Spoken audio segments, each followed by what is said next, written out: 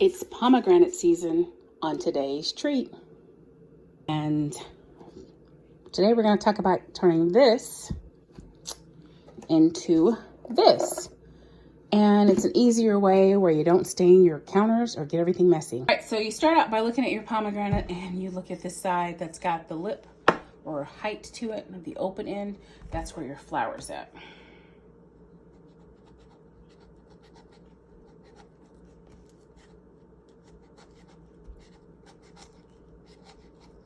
Cut about an inch into that, pop that out. It's gonna look similar to that. You might even see a little bit more of the seeds in there. When you look at your pomegranate, there's usually a flat side in between any of the nuts. It's not completely smooth and round.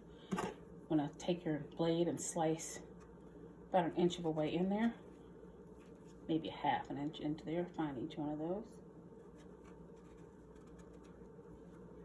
I missed on that one, that's why I'm dripping.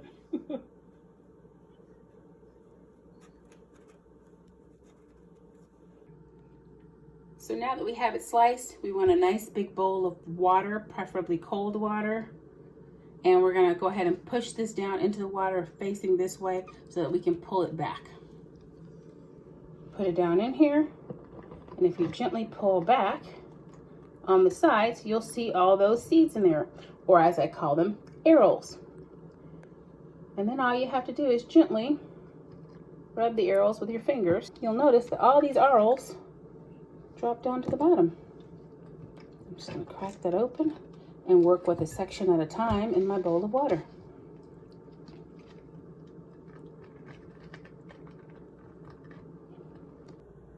And if we're looking in this, you can notice that this is floating. This is the membrane in between. The membranes always float, and even if they're hanging on to some of the arrows, that's the end that floats up. So as you just slightly pop them off,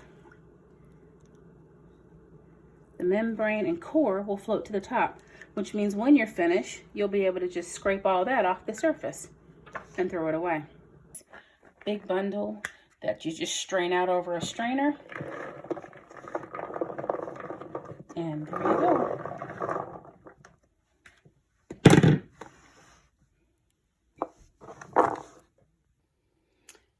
And now you've got a nice container. You can continue to do this until you're full.